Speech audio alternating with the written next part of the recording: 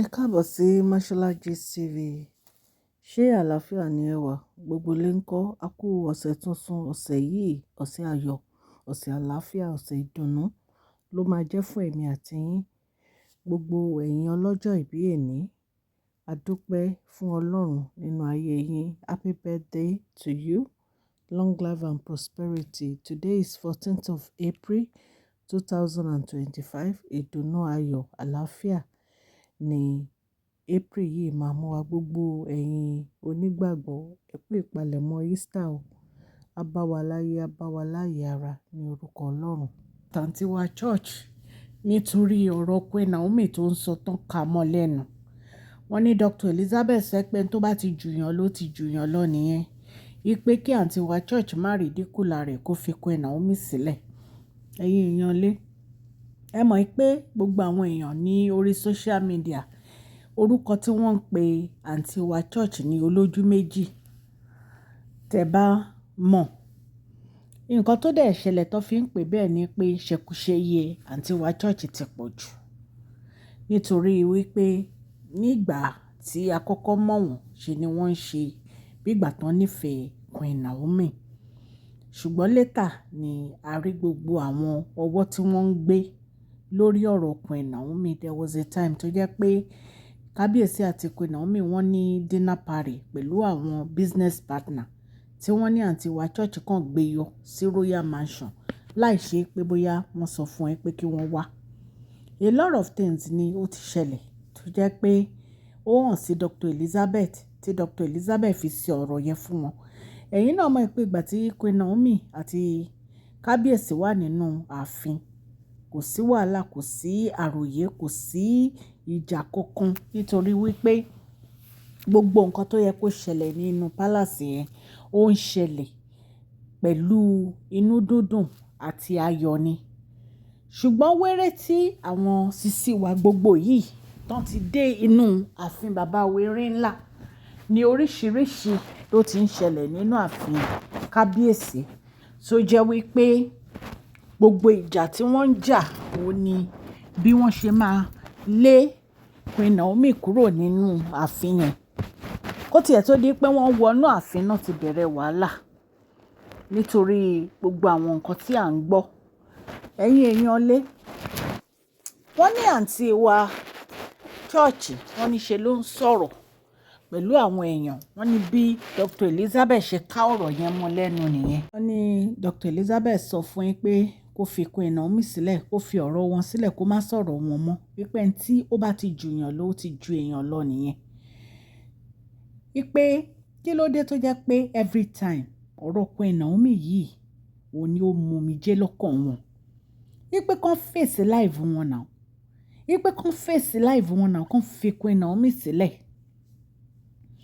Lórí ọ̀rọ̀ G700 plane tí private plane tí Kábíyèsí rà ó dá gbogbo àwọn àǹtí wa gbogbo yìí ó dá wọn lọ́kàn rú except Dr. Elizabeth. Dr. Elizabeth ò sí nínú wọn o. Àwọn tó kù Dr. Elizabeth ò sí nínú wọn. Ó dá wọn láàmú torí a gbọ́ wípé àǹtí wa M àti àǹtí wa A náà ń fa bìlísì lórí ọ̀rọ̀ yẹn. Torí wọ́n ní àǹtí wa A ní pé tí òun ò bá wọ private jet òun ò ní padà sí London. In fact àwọn èèyàn ti ẹ̀ sọ débi pé ó bínú kúrò láàfin ó lọ lé wọn but I'm not sure bóyá ó ṣẹlẹ̀. So Dr. Elizabeth mọ orú èèyàn tán jẹ́.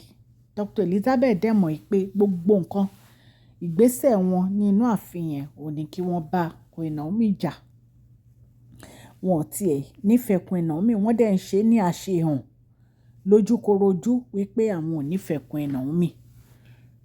But Dr. Elizabeth mọ nǹkan tó ń ṣe nítorí ìgbà tí Dr. Elizabeth padà wá sí inú palace lẹ́yìn ìgbà tán lọ ìgbà tán padà wá wọ́n ti wà lẹ́yìn Queen Naomi tó dẹ̀ jẹ́ pé wọ́n support Queen Naomi lójú méjèèjì ni. Bẹ́ẹ̀ ṣe mọ̀ pé Dr. Elizabeth wọ́n wá láti ìdílé onígbàgbọ́. Dáàdì wọn pastor ni dáàdì wọn, mọ́mì wọn evangelist, deaconess. So wọ́n mọ nǹkan tó ń jẹ́ owú jíjẹ. Wọ́n dẹ̀ mọ nǹkan tó ń jẹ́ ilé olórogún. bóyá wọ́n ti kàwé lé lórí ni o, bóyá àwọn bàbá wọn yẹ mọ̀ pé ẹni tó bá yẹ bàbá ẹ̀ jẹ́ pásítọ̀ wọ́n máa wàásù lóríṣiríṣi. So wọ́n mọ̀ pé owú jíjẹ yẹn ó wà láàárín àwọn àǹtí wa gbogbo yìí. So gbogbo nǹkan tí wọ́n dẹ̀ máa ń ṣe òun ni pé kí wọ́n máa ba Queen Naomi jẹ́ fún bàbá wẹ̀rín ńlá. Kábíyèsí náà dẹ̀ ti mọ̀ wá wọn wípé gbogbo nǹkan tó máa ń ṣe òun ni kán máa ba Queen Naomi jẹ́. So kábíyèsí ò tiẹ̀ kí ń fún wọn ní time láti sọ̀rọ̀ Queen Naomi rárá. Tó bá ti fẹ́ mẹ́nu lébi ọ̀rọ̀ Queen Naomi, kábíyèsí máa ń ṣàn wọ́n ni. A gbọ́ pé bàbá wẹ̀rín ńlá ní pé wọ́n ní pé wọ́n ń demand pé kí Queen Naomi padà láti London kán wá parí ritual àwọn nítorí pé ó ti fara hàn wípé bí Queen Naomi ṣe wà yẹn kò sí ibi kankan tó lè lọ.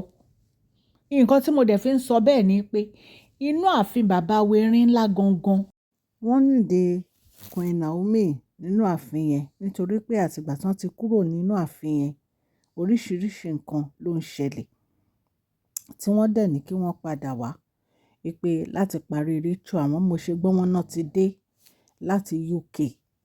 So ẹ dẹ̀ mọ̀ wípé gbogbo àwọn nǹkan tó yẹ kán ṣe yìí wọ́n náà ti fẹ́ẹ̀ parí ẹ̀. So wọ́n ní àtìgbà tí kábíyèsí àti àwọn ẹ̀dà tó ti conclude pé Queen Naomi máa padà wá sínú palace ni wọ́n ti ní kán wá parí gbogbo àwọn ritual àwọn tó kù. Ẹ̀yin náà dẹ̀ mọ̀ pé ìgbà tí wọ́n lọ sí UK ṣe ni àǹtí wa ó ní Diamond ó miss tí agbégist wà fún yín lánàá tó lóun fẹ́ sue Queen Naomi tí wọ́n dẹ̀ ní kó go ahead kó lọ sue Queen Naomi. Wọ́n ní nǹkan tí bàbá wa sọ fún nìyẹn.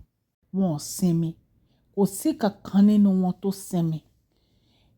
Ẹjọ́ lẹ́ni ẹjọ́ lọ́la ni, wàhálà lẹ́ni wàhálà lọ́la ni lórí ọ̀rọ̀ pé kábíyèsí nífẹ̀ẹ́ Queen Naomi. Ṣé ẹ̀yin rò pé wọ́n ń tàfẹ́ lọ́jà ni àbí ẹ rò pé ìfẹ́ máa ń fò látọ̀run? Ìfẹ́ ò ń fò látọ̀run. Bàbá wa wẹ̀rín ńlá ti sọ fún wọn wípé òun nífẹ̀ẹ́ ìyàwó òun ò lè do without ìyàwó òun. Bí a ṣe gbọ́ náà nìyẹn tán ní àǹtí wa ní láàrin ọjọ́ mẹ́ta kábíyèsí ò lè ṣe kó má rí Queen Naomi. Mo mọ̀ pé àǹtí wa á ṣọ́ bàbá wẹ̀rín ńlá dáadáa débẹ̀ ni. Ó ti rí i pé ìfẹ́ yìí lágbára. Wọ́n ní àǹtí wa chọ́ọ̀chì ní pé oògùn ni Queen Naomi ń lò fún kábíyèsí wípé oògùn abẹnú gọ̀ǹgọ̀. Wọ́n lọ. Ṣé nǹkan tí wọ́n ń lò lórí pẹ́lòmí ń lò ni? Because kò yé mi. Tó bá máa lò ó ní sọ pẹ́lòmí ń lò. Queen Naomi ò ní time fún gbogbo àwọn nǹkan báyẹn. Bí Queen Naomi ṣe rí yẹn, bínú wọn ṣe rí nìyẹn. Very peaceful person. Lóòótọ́ èmi àti wọn àríra rí o, a ní conversation rí o. Ṣùgbọ́n àwọn tó mọ̀ wọ́n, àwọn tó ti bá wọn pàdé, mo ní èèyàn méjì tó ti sọ̀rọ̀ wọn fún mi. Wọ́n ní Queen Naomi ò fẹ́ wàhálà rárá. Pé she is just a easy going person. Pé nǹkan tó bá ti máa mú wàhálà wá, wọ́n ní wọn like ẹ̀. So ìtorí ẹ̀ lẹ fi take advantages ẹni ẹlẹ́ni. Gbogbo yín ẹ gbanú palace. Ẹ wá gbanú palace, ẹ rí ojú kábíyèsí nílẹ̀. Ẹ wá ń pariwo, ẹ̀ ń rojọ́, ẹ̀ ń sunkún lórí ọ̀rọ̀ ẹ pé bàbá wẹ̀rín ńlá ò gbé inú ààfin. Ẹ̀yin èèyàn lé bí a ṣe gbọ́ nìyẹn o. Oríṣiríṣi gist là ń gbọ́. So a lè máa sọ gbogbo ẹ̀ fún yín torí àwọn nǹkan míì wà tó yẹ pé tí n bá gbọ́ gan mo kọ́kọ́ máa gbé yẹ̀wò pé ṣé èyí ṣé ó possible. So but èmi mọ̀ pé Ọlọ́run Elédùmarè á yanjú gbogbo wàhálà yìí. Tí Queen Naomi bá máa parí gbogbo àwọn nǹkan tó yẹ kán ṣe ní inú ààfin yẹn, wọ́n á lè padà fully as a queen because wọ́n ló ṣì kù àwọn nǹkan tó yẹ kán ṣe. Àwọn á ran kábíyèsí lọ́wọ́, á dẹ̀ fún wọn ní ọgbọ́n láti fi handle gbogbo àwọn nǹkan tí wọ́n dojúkọ nínú ààfin wọn. Ṣùgbọ́n wọ́n ní Dr. Elizabeth kì í fún àǹtí wa church pé kó má ever sọ̀rọ̀ Queen Naomi mọ́, enough is enough. So kò ní jù báyìí lọ lénìí. Ọlọ́run á wà pẹ̀lú gbogbo ẹ̀yin ó subscribers bí mo ṣe máa ń sọ allegedly ní mi ìbá bàbá wẹ̀rín ńlá gbé palace nǹkan tá a gbọ́ la wá torchlight sí. Mo dúpẹ́ lọ́wọ́ gbogbo etí tó ń gbọ́ mi ní orígun mẹ́rẹ̀ẹ̀rin àgbáyé. Ọlọ́run á wà pẹ̀lú yín. Happy new week to you all. Ọjọ́ èní ọjọ́ ayọ̀ ló máa jẹ́ fún gbogbo wa. Ìdùnnú Ọlọ́run, àánú Ọlọ́run á farahàn nínú ayé wa o. Orúkọ mi ò yí padà, Máṣọ́lá ni orúkọ mi, Yorùbá ni à ń sọ lórí ìkànnì yìí. À ń sọ nítorí pé a fẹ́ gbàgbé àṣà àti èdè wa. À ń sọ̀rọ̀ nípa celebrity gist, royal gist, politics àti gbogbo nǹkan tó ń ṣẹlẹ̀ ní agbègbè orílẹ̀-èdè bàbá wa ní ilẹ̀ Nàìjíríà. Tẹ́ bá ti subscribe, ẹ tẹ notification bell yín kẹ́ subscribe so that tá bá ti post any gist ẹ máa rí. Òkè òkè ní ọlá yín á máa lọ, ọlá yín ò ní lọ ìsàlẹ̀ láéláé. Ẹ má gbàgbé kẹ́ fún fídíò yìí ní thumbs up. Ó ṣe pàtàkì fún channel wa. Please share this video, like and subscribe. God bless you all. Mashola Gist TV, love you all. So Mashola Gist TV. Lórí ìkànnì yìí, à ń sọ̀rọ̀ nípa celebrity gist, royal gist, politics àti gbogbo nǹkan tó ń ṣẹlẹ̀ ní agbègbè orílẹ̀-èdè bàbá wa nílẹ̀ Nàìjíríà. Tẹ́ bá ti subscribe, ẹ tẹ notification bell yín kẹ́ subscribe so that tá bá ti post any gist ẹ máa rí. Òkè òkè ní ọlá yín á máa lọ, ọlá yín ò ní lọ ìsàlẹ̀ láéláé. Please share, like and subscribe. God bless you.